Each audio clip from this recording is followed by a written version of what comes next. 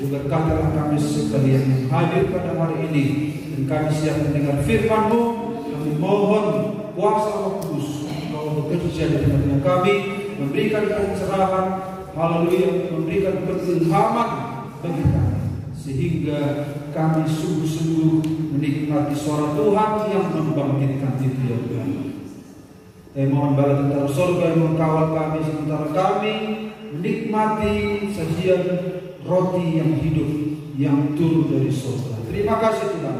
Dalam nama Tuhan Yesus Kristus kami sambut firman-Mu. Haleluya. Kita sama-sama katakan amin. Tuhan silakan juga Bapak Ibu. Haleluya. Tuhan, kita bersyukur buat kasih setia Tuhan yang selalu Dia nyatakan bagi kehidupan kita. Kalau di sepanjang minggu ini atau di selama Februari kita melihat situasi Indonesia yang dilanda banyak hal ya, baik itu pandemi yang naik kembali, bahkan mungkin kesehatan kita, namun oleh anugerah Tuhan kita diberi Tuhan kerelaan, kemauan. Dia menggerakkan kita untuk melangkahkan kaki ke dalam rumah Tuhan di pagi yang sejuk ini. Haleluya. Mari kita lihat firman Tuhan. Saudara-saudara,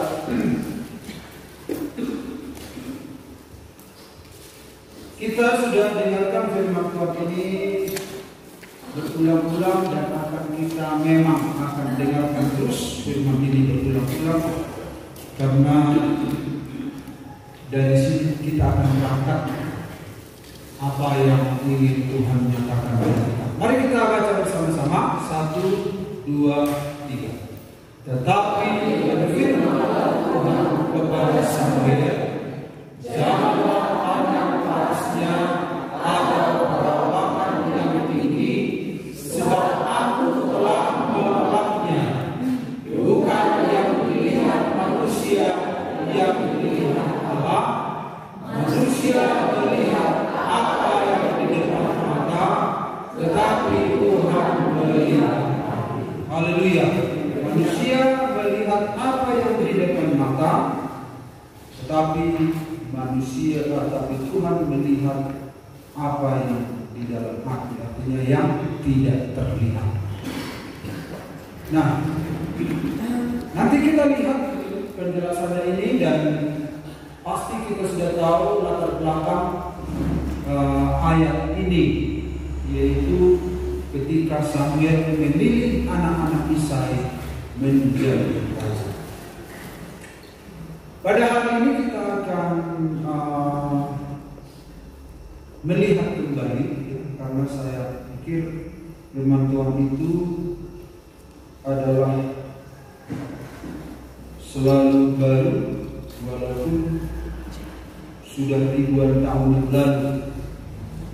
Kemudian pemberitaan firman itu adalah merupakan sajian atau menu yang dipergunakan oleh para pemberita firman ya. Jadi menu makanan yang kita dengar itu adalah hasil pergumulan. Yang punya firman adalah Tuhan, tetapi untuk meracik menu ini sebuah pergumulan di hadapan Tuhan, dan tidak baik untuk dilewatkan hanya sepintas ya. Karena itu Bapak Ibu, mari kita lihat perbedaan cara Tuhan melihat dan cara manusia melihat ya. Jadi cara Tuhan melihat dan cara manusia melihat berbeda. Misalnya seperti ini ya. Ini tentu menurut kita ini adalah sesuatu yang wajar ya. Tapi ini wajar atau enggak ini? Tidak. Kenapa Pak? Tidak wajar. Satu di atas. Nah, tapi sepintas tidak masalah kan? Sepintas. Kalau Mak Mikael gimana nih? Ada yang begini gitu? Gimana? Bermasalah gambar ini kalau dibuat, bisa nggak dibuat di sini? Ini. Kalau Pak Reza gimana? Bisa dibuat secara real di sini? Bisa? Nggak bisa, kenapa? Nah, tapi sepintas tidak masalah kan? Nah, sepintas tidak masalah. Atau ada yang bisa membuat seperti ini, membangun seperti ini. Kemudian kita lihat ini udah pernah kita lihat ya. Ini berapa broti, berapa balok? Berapa balok?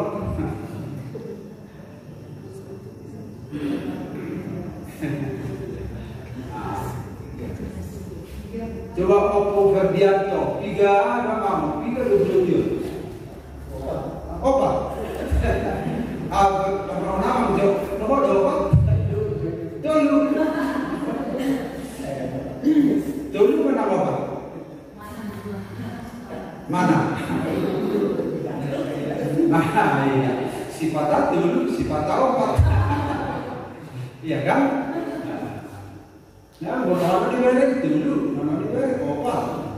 Tapi sama kalau bedanya. Nah, bisa nggak kita bangun demikian kita letakkan di sini? Bisa nggak seperti ini persis? Jadi saja bilang tidak mungkin. Nah, itu dilihat sepintas bisa, tapi kalau diamati juga. Jadi dari sini dilihat 3, dari sini dilihat 4. Tergantung dari sudut pandang kita dari mana, perspektif kita dari mana. Ya? Nah, kalau ini bagaimana? Sama ya, tidak mungkin bisa dibuat. Gimana bisa? Nah, tidak mungkin. Jadi Bapak Ibu, inilah misalnya kalau Bapak Ibu bermimpi, kalau dalam mimpi ini bisa, kalau di alam roh ini bisa. Kan kalau orang kan bermimpi, nah dalam kelihatan dulu kan dulu betul. Jadi di alam roh itu hal-hal yang ganjil bisa terjadi. Makanya kalau orang bermimpi dia sedang masuk ke alam roh. Jadi di alam roh itu mungkin, di alam materi tidak mungkin. Jadi alam roh itu jauh lebih kompleks, rumit. Sementara pikiran kita sudah terjebak dengan matematika, hitung-hitungan. Harus berbentuk begini, harus begini, maka bisa begini.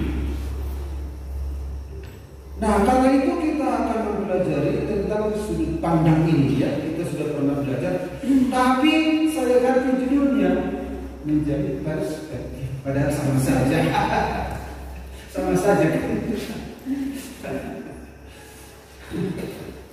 Perspektif itu sudut pandang ya. Tergantung kita melihat dari sisi mana. Kalau manusia itu melihat dari satu sisi ya, melihat apa yang terlihat. Tapi Tuhan bisa melihat dari segala sisi.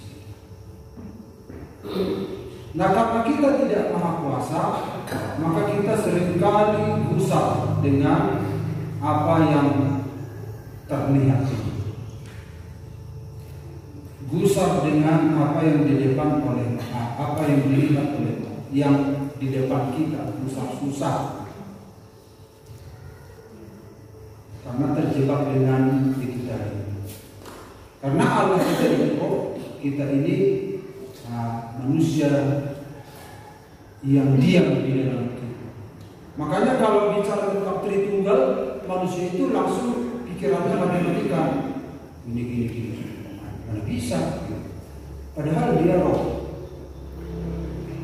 Jadi untuk memahami banyak hal, kita harus masuk ke alam roh itu. Bagaimana caranya? Mari kita lihat. Jadi kalau kita bisa memasuki alamnya Tuhan itu, kita bisa tertolong untuk menilai, melihat alam natural ini. Seringkali kan kita stres melihat ini, putus asa. Nah, coba kita lihat dulu dari perspektif Tuhan, sudut pandangnya Tuhan. Oh, dia kan Tuhan, kita manusia, bagaimana caranya? Nah, bisa. Bagaimana caranya? Mari kita lihat. Jadi banyak hal yang kita menangkan kalau kita melihat dari sudut pandang Tuhan. Dalam Ulangan 32:10, mari kita lihat. Tolong dibaca, sekarang dibaca dengan suara yang kuat. Makjar silakan.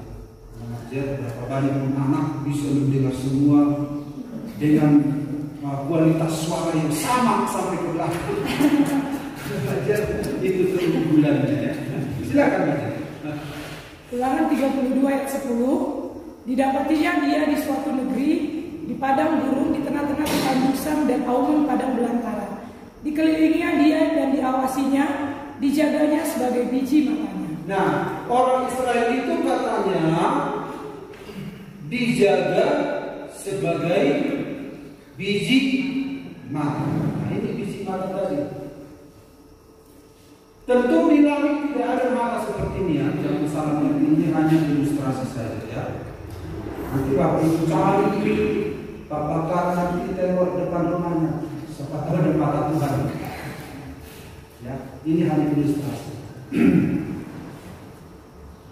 Karena Tuhan itu ada istilah dikatakan antropomorfik.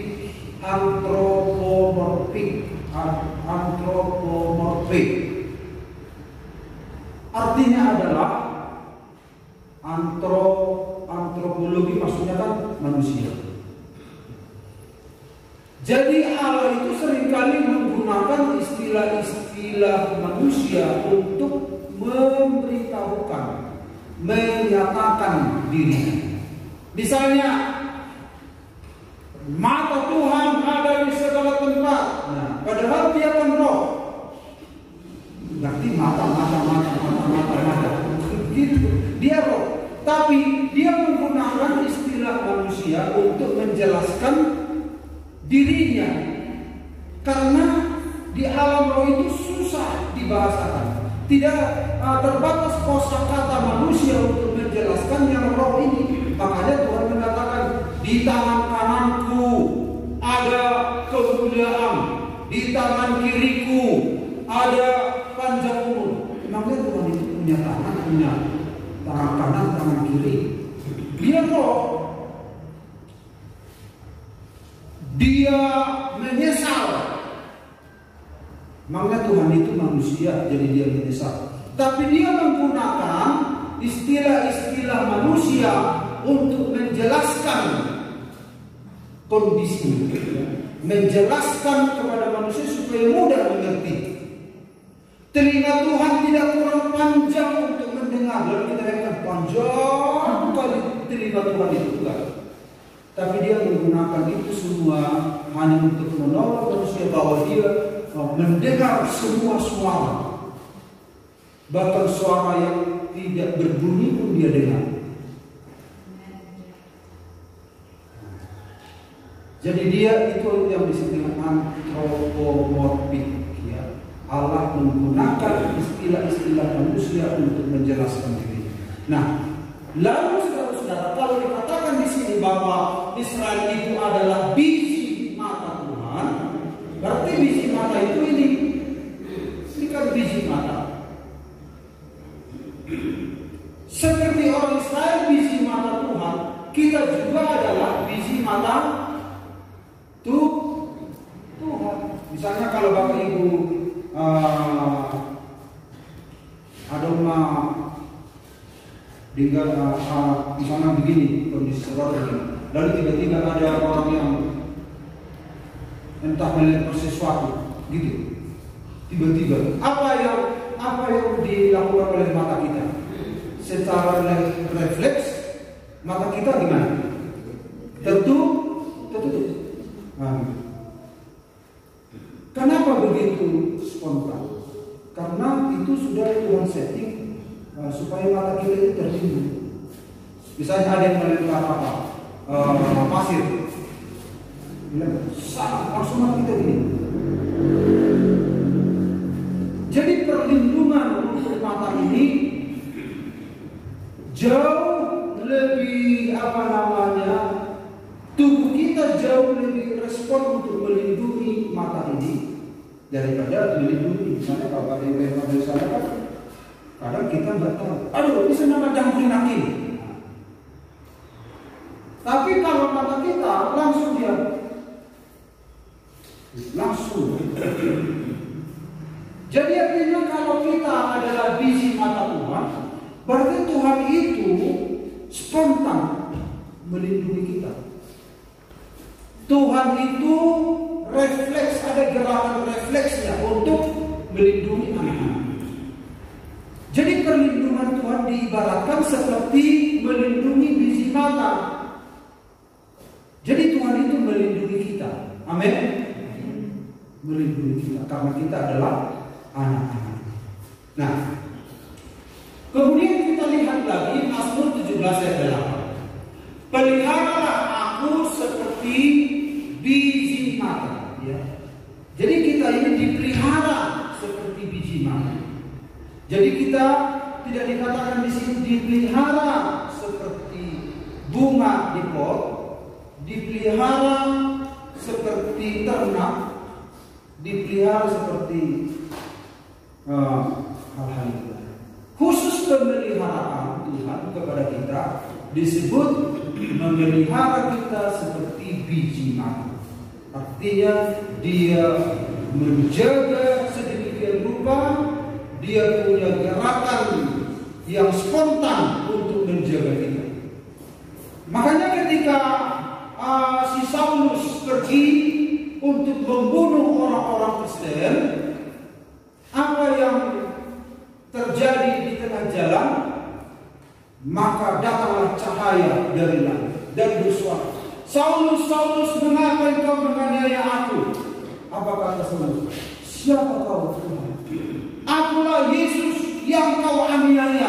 Nah, padahal yang dianiaya Saulus adalah orang Kristen. Tapi kenapa Yesus mengaku bahwa yang dianiaya itu adalah Yesus? Karena orang percaya itu telah menyatu dengan Sang Juru Selamat. Amin. Makanya dikatakan siapa yang menjamah kamu itu sama dengan menjamah biji mata Tuhan. Jadi kalau ada iblis yang mengganggu saudara, itu mengusik Tuhan, ya. Itu kebenaran. Jadi kalau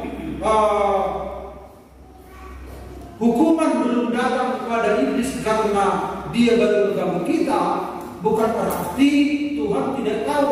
Tunggu, awas. Begitulah keberhargaan kita di hadapan Tuhan. Ya, beberapa minggu ini kita telah dengar firman Tuhan tentang kita ini berharga di mata Tuhan. Lalu kita lihat Bapak Ibu ayat berikut Zakaria 2:8. Sebab beginilah firman Tuhan semesta alam yang dalam kemuliaannya telah mengutus aku mengenai bangsa-bangsa yang telah menjara kamu. Sebab siapa yang menjamah kamu berarti menjamah biji matanya. Jadi coba ingat Bapak Ibu. Siapa yang menjamah kamu berarti mencoba menjamah biji mata itu. Jadi pembelaan itu dari Tuhan. Hati-hati ya, kita bukan mengancam-ancam ya. Tapi kalau ada anak Tuhan sungguh-sungguh dengan tulus ikut Tuhan, lalu ada orang bermusik, nanti Tuhan yang berurusan dengan. Makanya kita harus berjalan bersama ya. Berjalan bersama. Biasanya kalau kita berjalan di belakang, firman Tuhan minggu kemarin kita dengarkan, biasanya kita apa? Apa yang kerja kita di belakang? Mengata-kata. Jadi jangan dikata-katai orang yang sedang melayani jalan. Jangan dikata-katai orang yang sedang dengan tulus semakin dekat dengan Tuhan, mencari perkenan Tuhan jangan. Dan tentunya kita semua ingin dekat dengan Tuhan. Tentunya kita semua berjalan bersama-sama. Amin. Dan tentunya kita tidak menyumpahi orang yang sedang mengata-ngatai kita dari luar sana. Utangnya kepada pasal toko 7. Pangira bentuk 3 perdita Madawan yang asai idomanya orang tangiang asai jalho akibatnya kemalahan. Tidak ada begitu. Tuhan tidak ingin begitu. Bahkan musuh pun harus didoakan sebagai seorang anak Tuhan. Amin. Nah, tidak begitu ya. Kita menjadi biji mata Tuhan, kita mengandalkan perlindungan Tuhan. Pembalasan itu hak Tuhan. Kalau kita membalas paling ya, sebentar dia nampak buka paling itu. Terus dia ke rumah sakit, dia sembuh. Kita bisa paham. Dumpari paham. Merituk di musuh kita. Tapi kalau Tuhan membalas, kalau tidur semua, itu sesambung. Jadi jangan sampai ditidus. Pembalasan itu mari kita belajar tentang. Karena Tuhan itu spontan dia sendiri. Kita ini dijaga seperti biji mata. Nah, mari kita lihat saudara-saudara.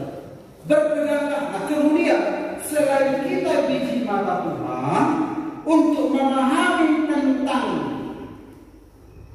biji mata Tuhan itu, kita diberikan tanggung jawab. Tanggung jawab.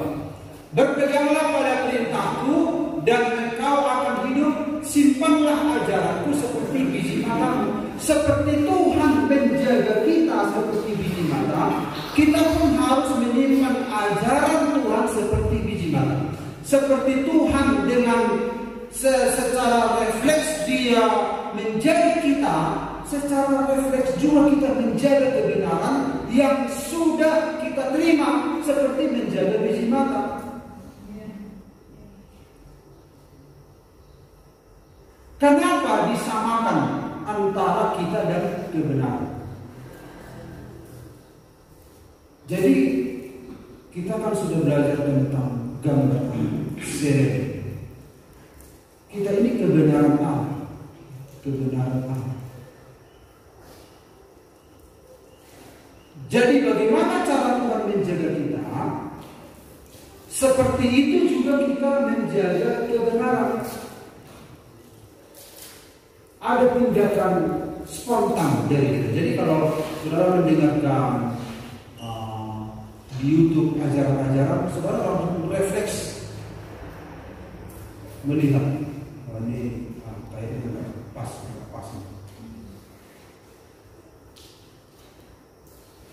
Nah, karena kita ini biji mata Tuhan, nah mari kita lihat lagi. Karena kita ini biji mata Tuhan, Tuhan bilang, nah saya bikin ilustrasinya saya sendiri ya, supaya nanti kalau Bapak Ibu saya buatkan keberatan kan, harus minta persetujuan, harus bikin proposal. Bikin proposal, boleh nggak saya jadikan Grace jadi contoh? Itu pun belum tentu ditanggapi. Udahlah, nggak usah saya sendiri lah contohnya ya. Nah, jadi ajaran itu seperti biji mata. Nah, kalau saya buat begini biji mata, ajaran itu seperti Coba kalau saya buat keris begini, gak gitu tulang mata aku kan. Tapi kalau saya buat gimana pun bisa sayanya. Nah, artinya biji mata itu ajaran itu seperti biji mata. Jadi ketika ajaran itu diletakkan seperti biji mata, lewat ajaran itulah kita melihat. Karena ajaran itu kan kebenaran, ya kan? Lewat kebenaran kita melihat semuanya. Dengan demikianlah kita bisa melihat dari perspektif Tuhan. Karena ajaran itu kita telah jadi. Jadi orang yang tidak punya ajaran kebenaran, dia tidak punya standar penilaian. Jadi standar penilaian kita, standar kita melihat itu dari kebenaran yang telah kita simpan itu. Makanya ajaran itu disebut dijaga seperti biji mata. Karena biji mata itu yang bisa, dengan dialah kita melihat. Selain ajaran itu biji mata, kita juga disebut biji mata. Nah, mari kita lihat. Nah, ini tadi biji mata Tuhan ini. Ini mata Tuhan. Jadi Tuhan melihat segala sesuatu. Kalau Tuhan melihat segala sesuatu yang tidak terlihat, berarti karena kita ini biji mata Tuhan, ini kan biji mata Tuhan. Nah, saya tempatkan diri saya di sini biji mata. Artinya Tuhan melihat lewat saya. Jadi saya bisa melihat segala sesuatu dari perspektifnya Tuhan, segala sesuatu yang ada di dunia. Kalau kita melihat dari perspektif kita, sudut pandang kita, kan berbeda. Tidak mungkin Tuhan aku diberkati. Tidak mungkin Tuhan aku hidup kudus. Tidak mungkin aku jalani hidup ini dengan kondisi begini.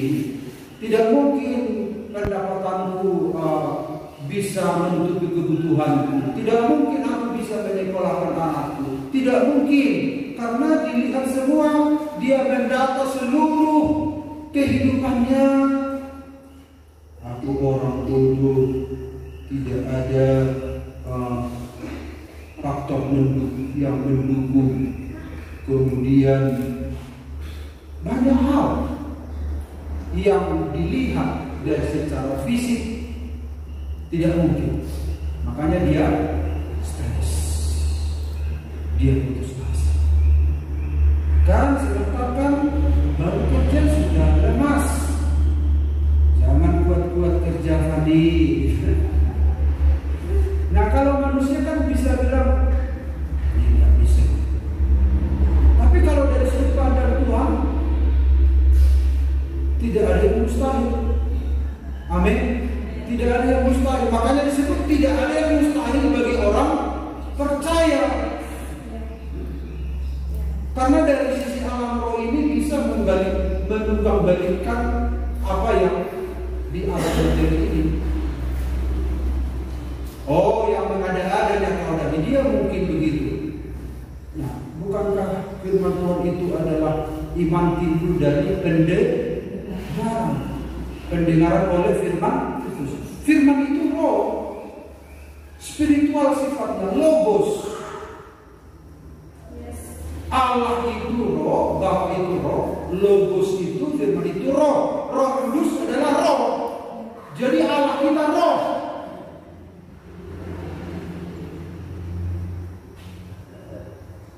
Jadi hal yang spiritual itu jauh lebih real daripada yang materi.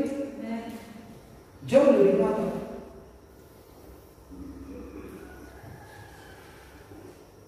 Karena itu Bapak Ibu harus belajar ini ya, merenungkan ini. Kalau tidak, saudara akan stres menghadapi ini. Saudara akan putus asa. Saudara lihat orang lain, waduh, saudara mengukur diri saudara dengan orang lain, mengukur pergerakan mereka, mengukur. Wah, saudara akan pas. Nanti kita lihat tentang ukuran-ukuran ini. Nah, karena itu belajar melihat dari perspektif. Amin. 2, 3 ya. Belajar melihat dari perspektif. Nah, jadi 2 hal saja yang kita pelajari di pagi hari ini supaya cepat. 2 hal yang penting saya sampaikan dengan santai, pelan, dan yang penting kita mengerti. Yang kedua adalah hal-hal yang dapat dilihat dari sudut pandang Allah. Ya. Jadi pentingnya kita melihat dari sudut pandang Allah. Jadi kalau kita melihat dari sudut pandang Allah, kita dapat melihat dari sisi kekekalan. 2 Korintus 4:18, silakan. 2 Korintus 4 ayat 18.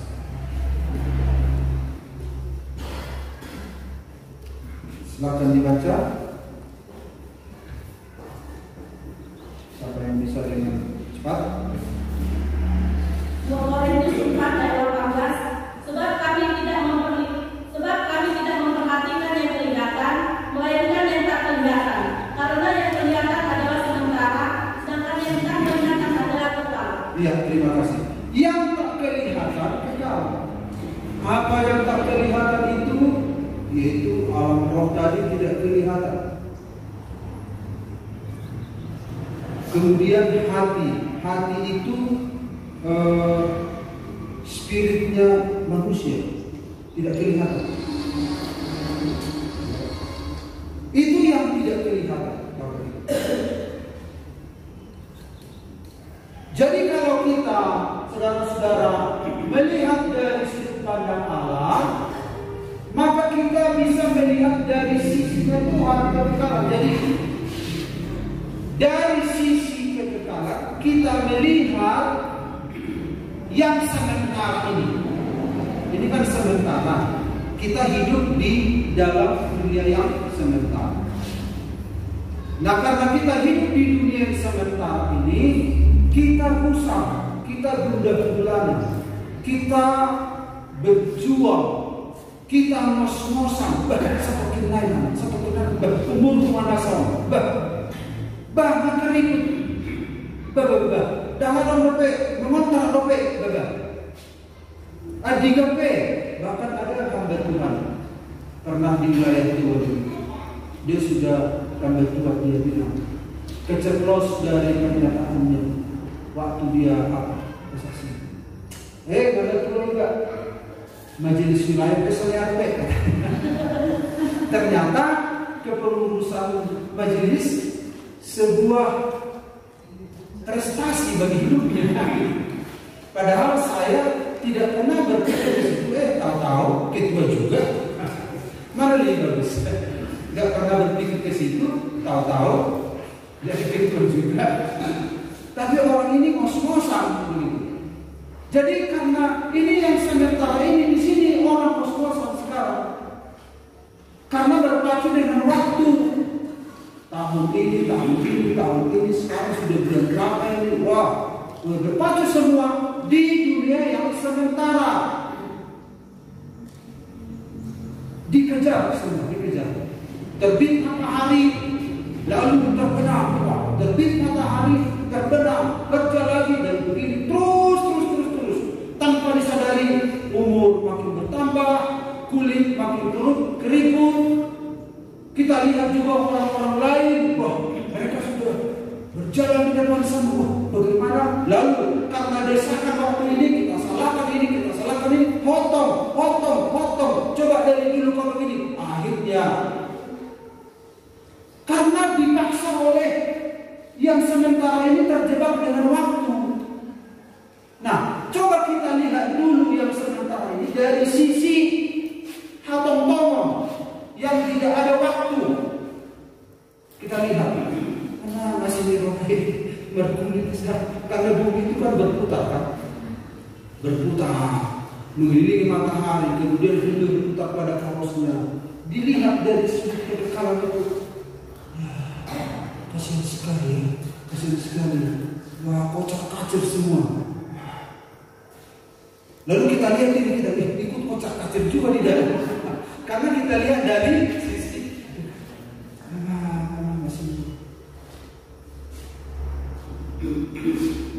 jadi kalau kita lihat dari sisi kekekalan, ternyata saudara-saudara, Rasul Paulus mengatakan, kami tidak memperhatikan yang kelihatan. Yang kelihatan ini sementara, terjebak dengan waktu, terjebak dengan waktu, terjebak dengan jam, dengan hari, dengan bulan, dengan jam, pergulatan yang luar biasa di bawah langit ini, di bawah matahari, begitu hebat. Ketika ayam berkokok lalu segera bergegas dan lain sebagainya. Memang begitulah kita yang ada dalam dunia ini. Tapi jangan lupa bahwa kita ini makhluk roh, ya, makhluk roh. Bagaimana kalau kita coba lihat dari sisi yang kekal itu? Ya. Makanya Paulus bilang, kami tidak memperhatikan yang kelihatan, karena yang kelihatan sementara dan yang tidak kelihatan itu kekal. Jadi sebelum kita masuk ke dalam surga yang kekal, sekali-sekali kita keluar dari galaksi itu, sekali-sekali. Jadi ketika ada masalah dalam hidup kita, kita itu pulang keluar. Bukan gabung ke tua, bukan itu, ya.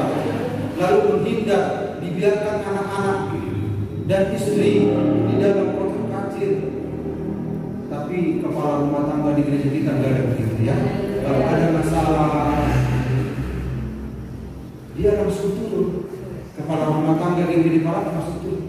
Ada apa? Apa masalahnya? Anak-anak yang bilang, kalau bapak, apa masalahnya? Amin, bapak-bapak. Pak, jangan kemana-mana ya. Tapi biasanya bapak-bapak dia di bapak kecamatan ini, kalau ada masalah langsung ke mana? Ke kedua. Supaya apa? Kalau minum beberapa gelas, lupa semua masalah. Bahasa sokoban dan mula-mula kok. Ada gudang masalah jauh katanya. Jadi kalau saya ada masalah mula kok. Ya selesai mah. Ada yang macam hancur piring dia. Ini namanya nggak bertanggung jawab, ya. Tapi beda, ya. Pria gereja kita menjadi apa?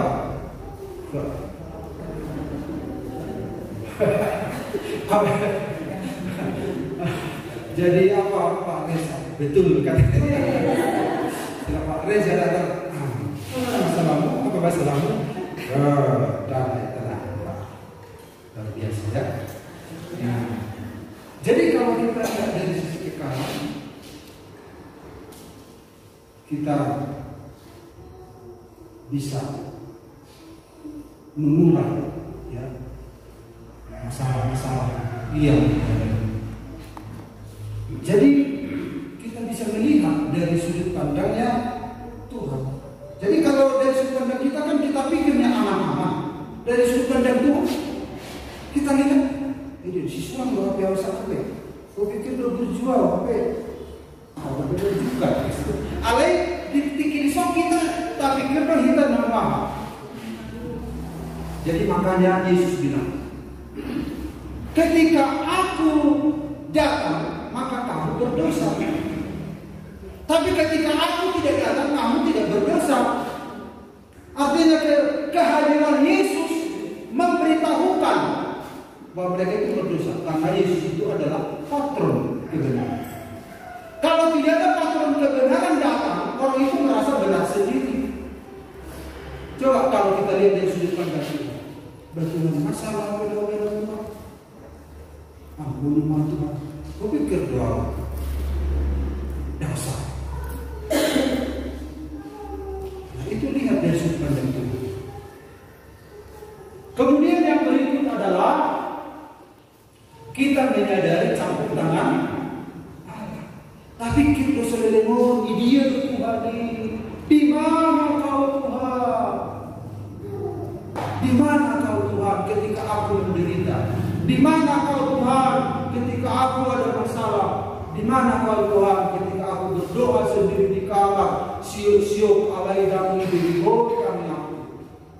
Di mana kau Tuhan? Karena anak Tuhan ini mengharapkan ada suara, tapi tidak selalu ada suara. Tuhan,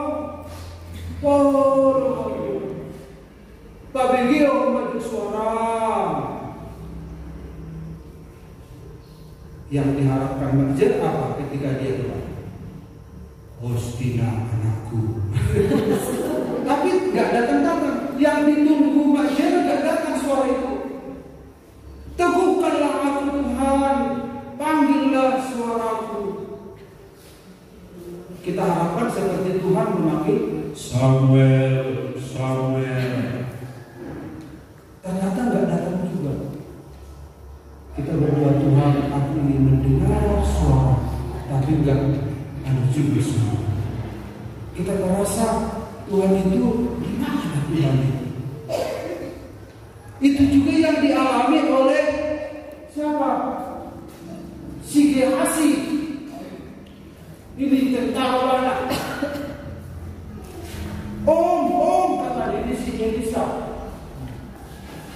Tengok dulu musuh kita banyak kali. Mate mahita, bohana mai. Tengok dulu, banyak kali musuh kita ini. Apa kata Elisa? Hehehe, otornya. Apa om? Beri itu nasi dari koron pakai mata. Pakai mata om. Ini masalah besar. Ada musuh yang banyak ini. Tenang-tenang lagi kau di situ. Datang dilihat Elisa.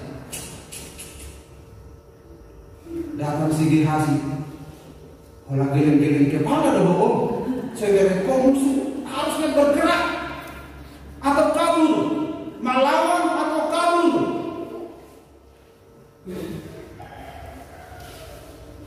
Apa kata Elisa? Ada yang mau mewakili perkataan Elisa?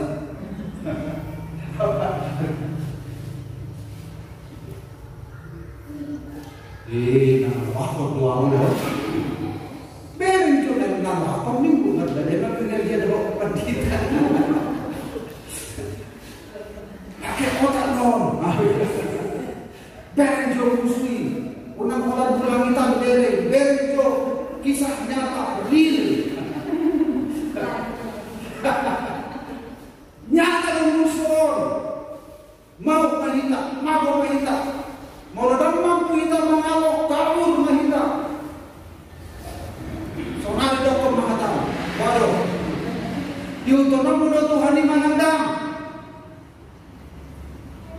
Kata Elisa si Gehazi, kemungkinan begitulah dia lakukan ya. Tapi apa kata si Elisa? Wow, doa sapisi begasu. Jehovah betul. Alai musuh mudah. Pitu baroh. Ada pitu minggu beri musuh. Hope. Jangan-jangan baru dah pitu. Lalu datang ke Elisa. Tuhan,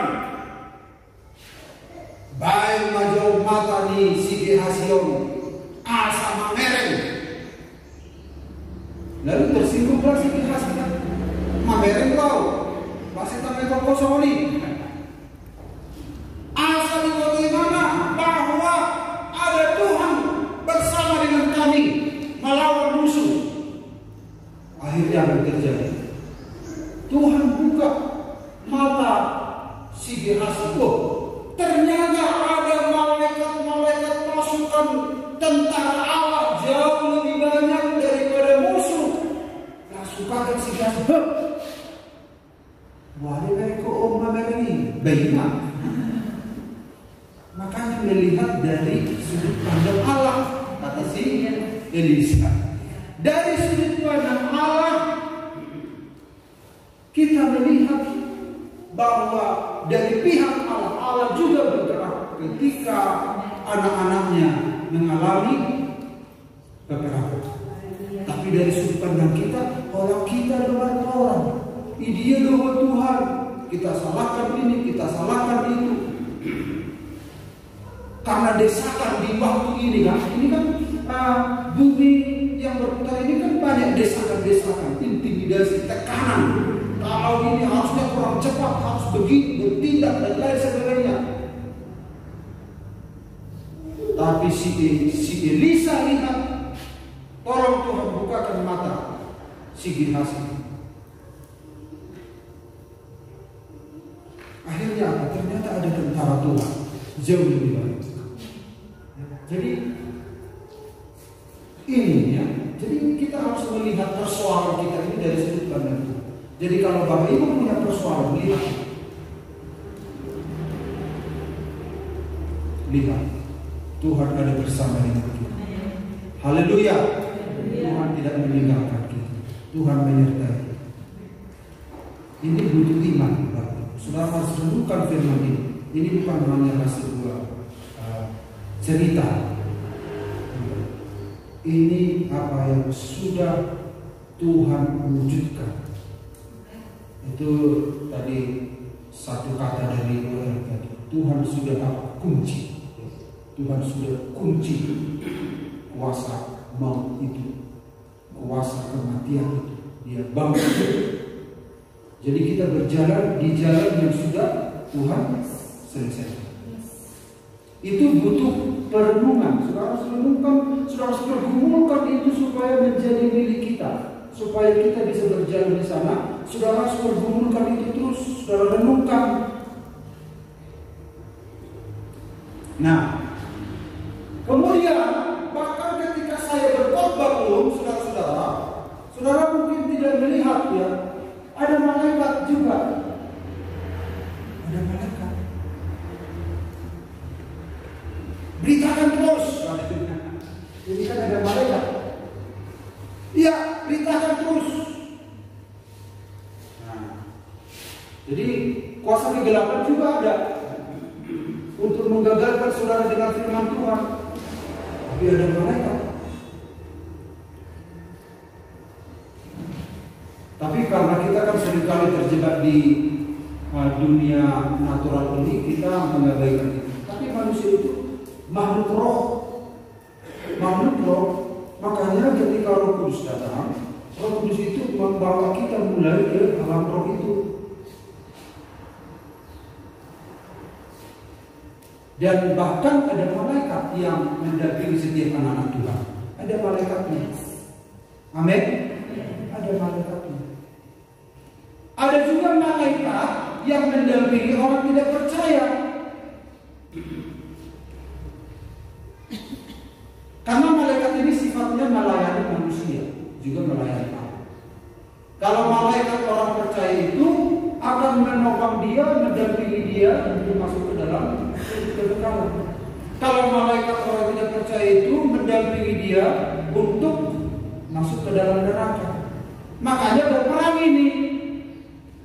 Ketika Musa mati di Bukit Nebo itu, malaikat itu berperang merebut mayat Musa. Jadi malaikat rebutan terhadap saudara dan saya. Jadi kalau ada istilah nama doba opun usaha, maikur bedua bikuna lewat di Gunung. Alai madana dobe istilah. Karena apa?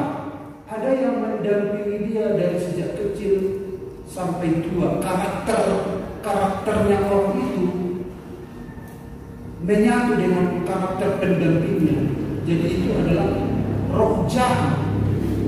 Sementara orang itu sendiri sudah masuk ke Hades kalau dia tidak percaya. Makanya orang-orang mati, roh-rohnya katanya masih kelihatan di sana itu roh-roh jahat. Kok sama? Karena itu mendampingi dia. Karakter dia menyatu dengan karakter yang didampingi. Nah itu yang menyatakan diri. Sementara orang percaya sudah di Firdaus. Tapi orang yang mati itu tidak ada lagi di bawah kolong langit, di bawah sinar matahari, tidak ada lagi. Tapi karakter-karakter itu dimiliki oleh malaikat yang mendampingi, roh yang mendampingi. Makanya manusia itu rebutan.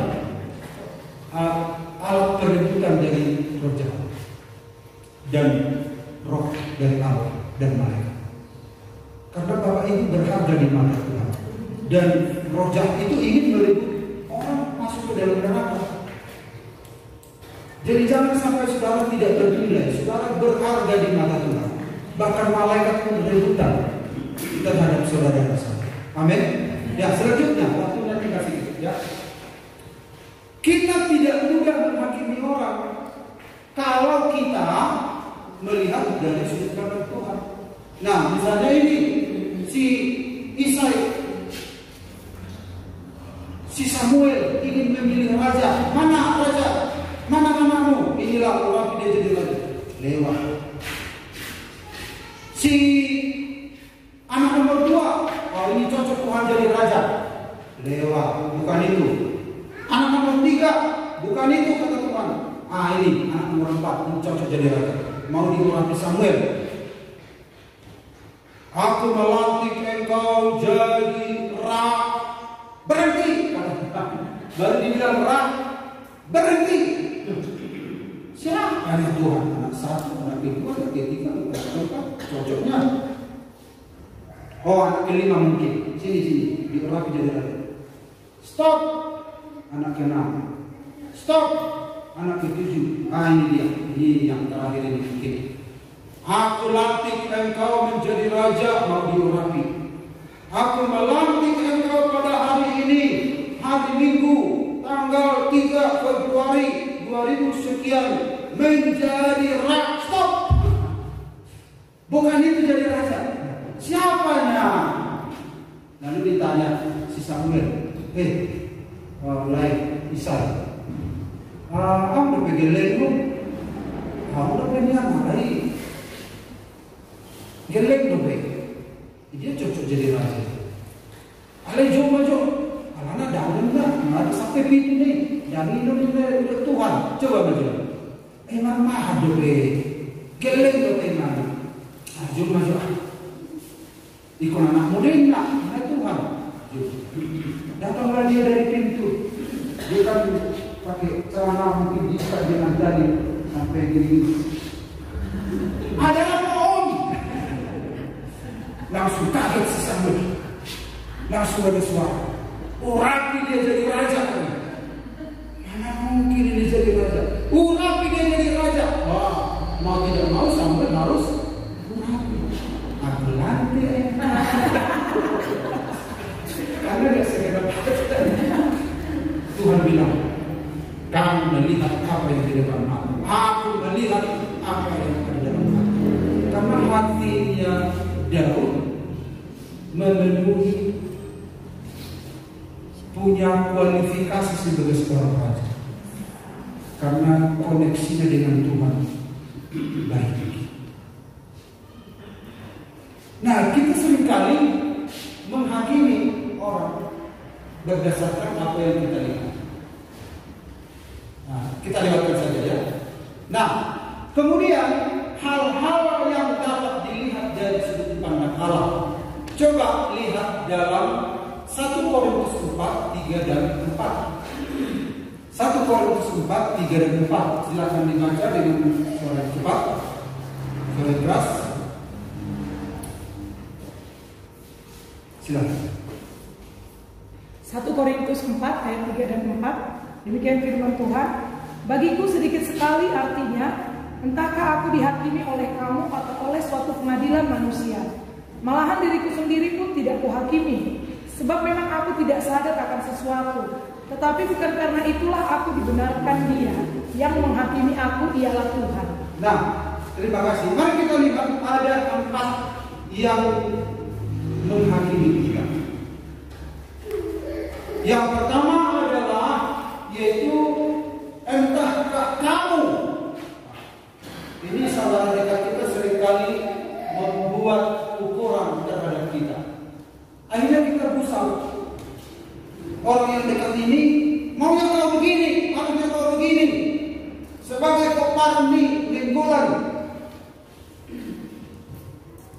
peparni korupsi batu, harusnya ikut lemang dulu.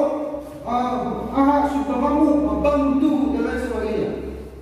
Sebagai peparni Menteri Luar, kau harus begini, harus begini.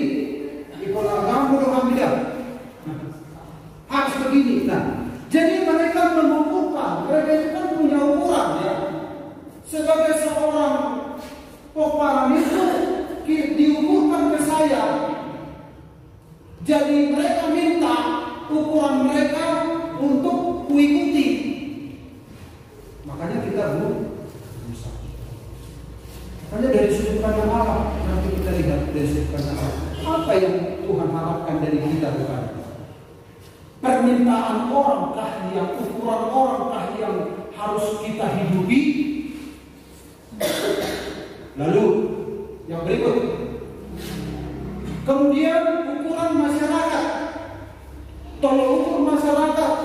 Kau bisa menjadi orang yang bagus kalau kau begini, kau begini, kau begini, kau begini.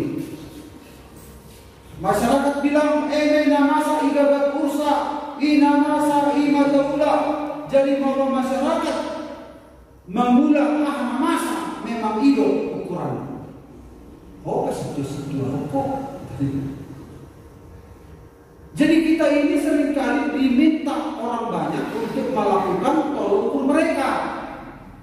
Makanya anak Tuhan susah, gusar, karena belum jadi warna akhirnya marutang, akhirnya karena dia mencari perkenan masyarakat supaya dia diterima di tengah masyarakat. Dia melakukan tolak ukur. Dia tolak ukur masyarakat itu diminta untuk menjadi tolak ukur kita. Ya, berapa banyak masyarakat yang harus kita ikuti tolak ukurnya, kita jadi capek. Makanya anak Tuhan habis sekali waktunya mengikuti tolak ukur ini, dan tidak akan bisa, tidak akan berhasil. Kemudian yang berikut adalah, atau saya sendiri juga punya tolak ukur. Dalam pikiranku harusnya kau, ini pikiranku berkata ke sini, harusnya kau dilihat dari sudut waktu, umurmu sudah sekian. Tengok itu teman-teman seumurmu, udah punya rumah, udah punya tanah, udah punya kereta 3, 4, 5 mobil dan lain sebagainya. Kemudian kau apa yang kau dapat? Tengok umurmu sudah sekian. Jadi tolak ukur pikiran kita maunya begini, maunya begini. Nama masih dibayar. Nama masih dibayar nah pikiran itu jauh. Kita membuat tolak ukur dalam pikiran kita untuk kita hidupi. Padahal pikirannya ini banyak. Harusnya begini, harusnya begini, harusnya begini, harusnya begini. Kan susah. Padahal saudara-saudara, yang Tuhan minta adalah Yesus Kristus. Dia punya tolak ukur standar yang harus diukurkan ke kita. Kebenaran yang harus diukurkan ke kita. Ini yang harus kita dengarkan. Karena dia adalah kebenaran. Makanya kita cek diri kita, Tuhan sudah sejauh mana. Bila aku berkaca pada firman masih jauh, masih jauh. Tolong saya Tuhan. Jadi dengarkanlah tolak ukur ini. Biarlah tolak ukur Kristus yang menjadi acuan kita. Kita berjuang untuk mencapai apa yang Tuhan mau. Seringkali kita habiskan waktu kita melakukan tolak ukur orang lain dari sudut pandang Allah. Hal-hal yang dapat dilihat dari sudut pandang Allah. Lihatlah saudara tentang ini. Jadi bapak ibu yang terakhir, dari sudut pandang Allah, sudah sejauh mana Anda terlihat menyerupai gambar anaknya Yesus Kristus. Dari sudut pandang Allah, ternyata yang Tuhan harapkan adalah sudah sejauh mana kita. Tolak ukur dunia ini yang kita lakukan, tolak ukur pikiran kita, tolak ukur masyarakat, habis waktu kita. Karena kita mau diciptakan segala dan serupa dengan itu. Dan kita sudah dengar firman Tuhan, ciptaan baru, ciptaan baru, Roh Kudus. Kita diciptakan ulang untuk menjadi serupa dengan gambarnya. Kita harus mengikuti tolak ukurnya Tuhan. Ini kita lihat dari sudut pandang. Amin. Bapak Musa silakan.